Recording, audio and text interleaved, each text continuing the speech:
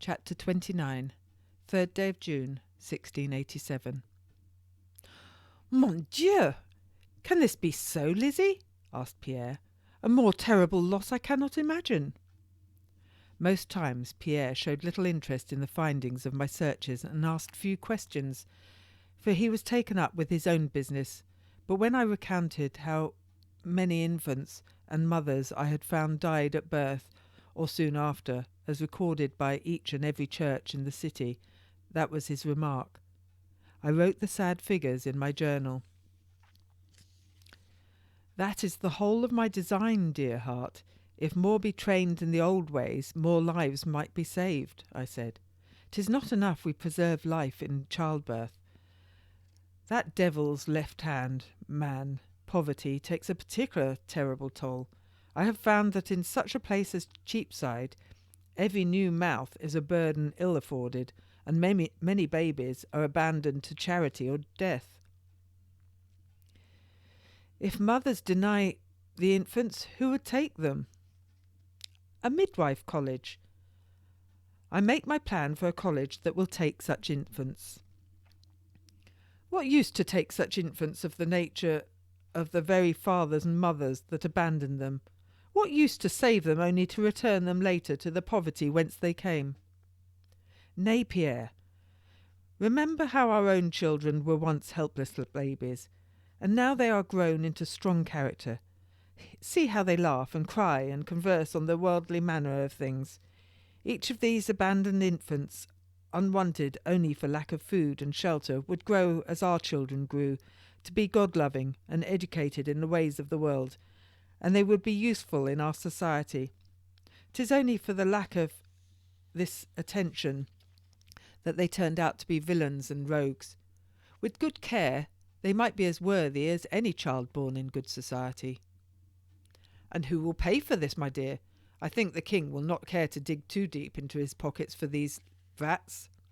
Pierre came and stood beside me and read my figures. Soon the warmth of his gentle fingers caressing my shoulders ran like a river through me. It was the touch of affection rather than invitation to bed, for we were wrapped up together in the discussing of my work. Now here is my coup, mon chéri. I showed Pierre the papers I had written and rewritten until I was satisfied with them. I have made a design so clever it will floor you. I smiled. 'Tis the midwives themselves that will pay for everything, the building of the college and the training of them, as well as the rescue and care of foundling babies. And if more money is needed,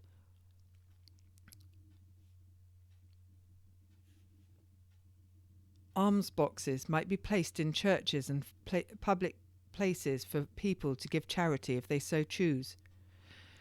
But though this can be done, the most of what is necessary will come from annual membership fees paid by the midwives from their richer coffers, for a well-trained midwife will earn more than an ignorant one. Will it be enough? It will, I said. I have worked out a sum that should cover it. I will raise my hat to you if the king will allow womenfolk this freedom, but if anyone can make pretty speeches and persuade his majesty of the benefits of this scheme, 'tis you. Bless you for your sincere kindness, my dear. I have near finished the plan. I hope 'tis as complete as any could be. And if those buzzing around the king cannot find fault in it, I said, then it might please the king, for he can give it his royal name, and it can be a monument to his goodness. Pierre returned to the fireplace and smiled indulgently. That is a pretty touch indeed. I am sure that might persuade his majesty if he is undecided. It cannot harm his reputation to be seen as a benefactor for the people. Something in the way he stood reminded me of the man he once was. In particular, a vision of him punching Dangerfield made me smile back. Then, unbidden, for he was never welcome there, the memory spun about and I was looking at Dangerfield, or Captain Willoughby, as we knew him then. He was sat on the frozen ground, rubbing his jaw after Pierre hit it, and looked a poor example of a man, the poorer still for having been easily floored by an ageing one. It was not only he that fell that day, but my estimation of him, if I had any left.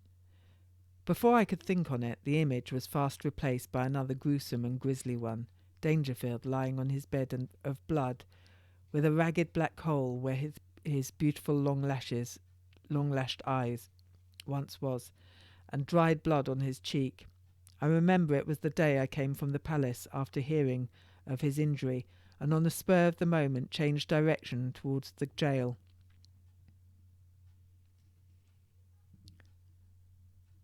"Are you come to save me or to see me die?" he had said. "I saved you once, and you repaid me with betrayal. The value of your life, once lost, was never recovered. I do not want it." I could not take my eyes from the mangled wretch.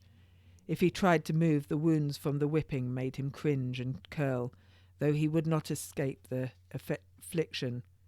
Lady Paris later told me his skin was torn from his back, so there was more blood than skin left. The straw he lay on was testimony to this, for blood spilled from beneath him in a soggy puddle, and even in the dark shone wet. "Though you're come to see me die, you are the only one that has come. For that I give you thanks." He spat out the words between long moments of agony and retching. Red dribbled from the corners of his mouth. "I do not want your thanks, you ungrateful cur," I said. "I am here to see if the devil sits in the room with you. For if he is not yet here, he will come to keep you company soon." Dangerfield wailed.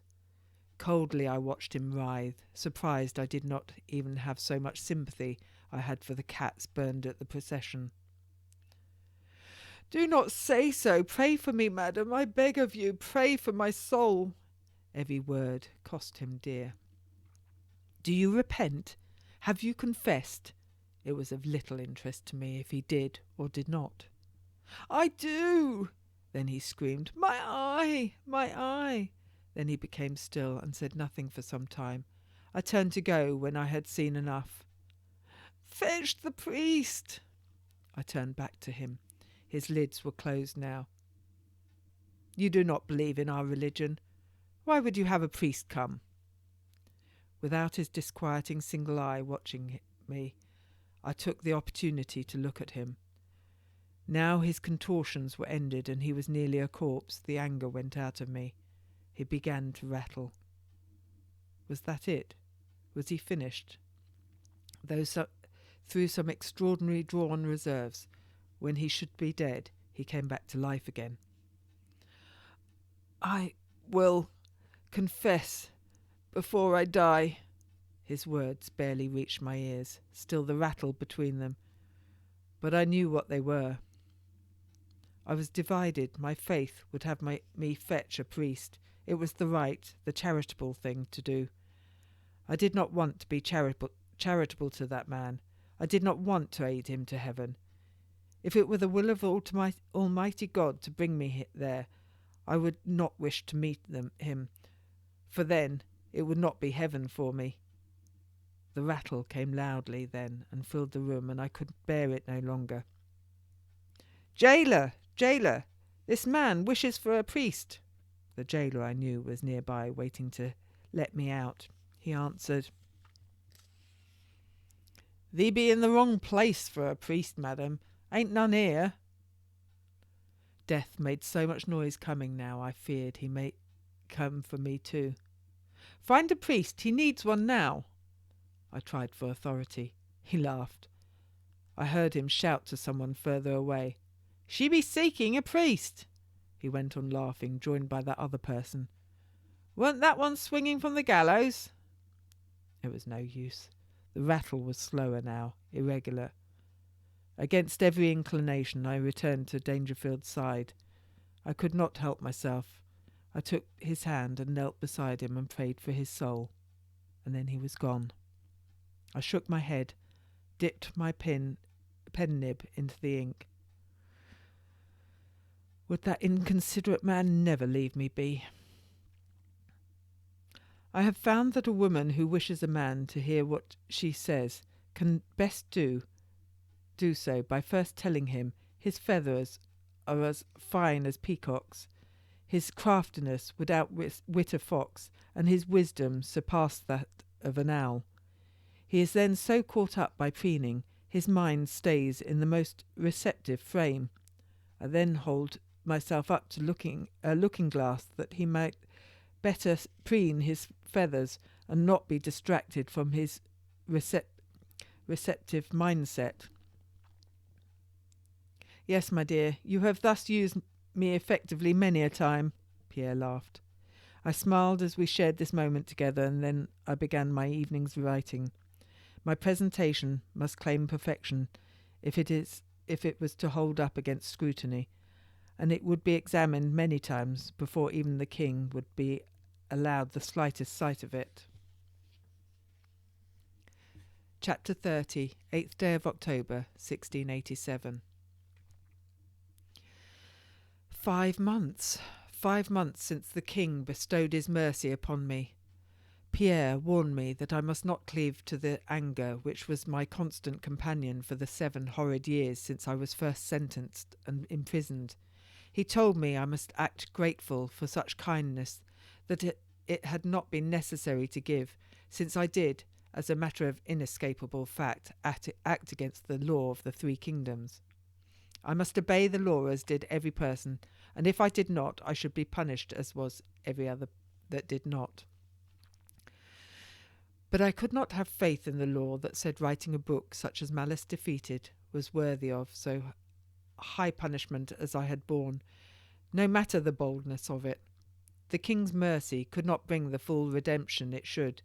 I would forever carry the mark of a criminal, though I was guilty of no other thing than compassion. If they thought truth could so easily be shut away, they were wrong. It could never be. There would always be some that talked and kept it alive. And if they thought we should not care about truth, that we should not see it, nor do a thing about it, then they deceived themselves. No law could close every person's eyes and cover every person's ears, no matter the degree of coercion. Old man Cellier rubbed his hands as he doddered towards the fireplace. His clothes were awry. He scratched his bare head as he sat, no longer caring for a periwig about the home, and took his pipe from the table. I smiled and returned to my writing. After a few lines, I was disturbed again when Pierre pushed to his feet and patted his jacket pockets looking for tobacco. "'Tis where you left it on the sideboard," I said. I gathered folios of paper together in a neat heap on the desk as Pierre walked to the sideboard and found his pouch of dried leaves tucked into a fine china cup, displayed there as part of our best table service. I did not much like the smoke of many pipes together, but a single one I found I could endure most comfortably, and certainly it was a better habit than the snuff-taking that some gentlemen took to. Did we not see enough of that sneezing over persons during the Black Death of 65? Pierre moved slowly, his bones not so ready to do his bidding as he would like them to. He took up the small pipe tongs from beside the fireplace and picked a glowing wood ember to light his pipe. Once he had sunk back into his chair, I returned to rereading my proposal. I was inordinately pleased with it.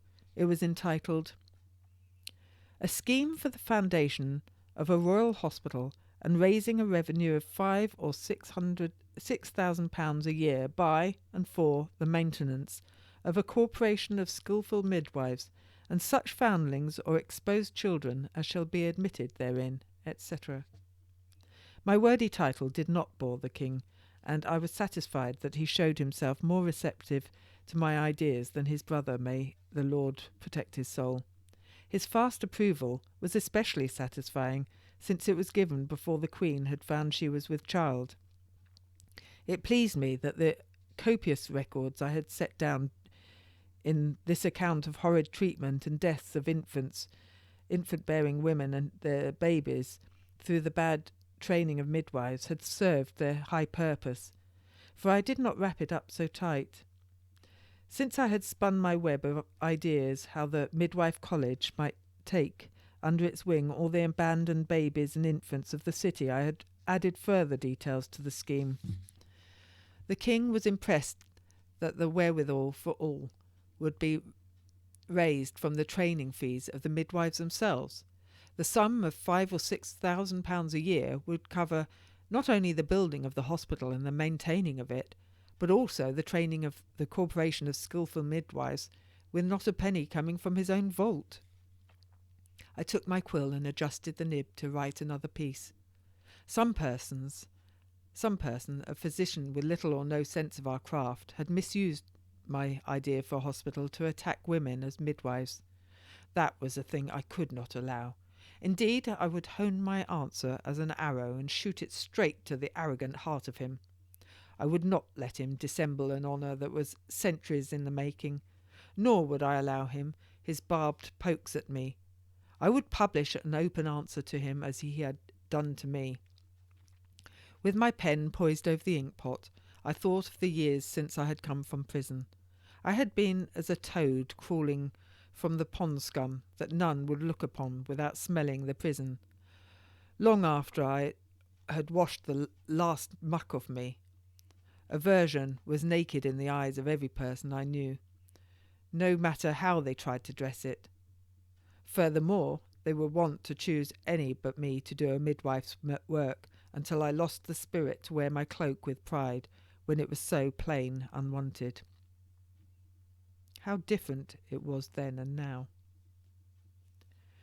"Lizzie, didst thou found the Queen in good spirits and robust health?" Pierre smacked his lips about his pipe. "I am pleased with her thus far. I am hopeful she will stay with child if she stays faithful to every instruction I have given." "When will it come?" "In the summer, after fledglings have left their nests and before the corn is fat in the fields. She must practise patience for many months ere her son comes forth." "Begad, a son, you say? Can you be sure of it? I pray you have not talked wide of this." "I have told any that ask." "Show caution, dear Flittermouse. Not all will greet this news with joy. Many are satisfied the king's line will pass to Mary, his daughter, on his death, for her reign would remove any alliance with the Catholic religion from the throne. If it is truly a son, then many will defend the crown from him." "I have done tests, and I am confident the Queen carries a boy-child in her belly." "Then you must not declare it. You may endanger the Queen's life by saying so. You may also endanger your new position." I smiled. Though I argued for it handsomely and held high hopes the king had wits enough to see how suitable I was as a secretary to the company of midwives, my proposed midwife college, I was unready for him to so readily agree. He did straightway declare how perfect I was for the commission, and said he would make it official in due course. I held hope for my forthcoming exalted status in St. James's Palace, and would wash the last of the prison from me, and I would once more be acceptable in society.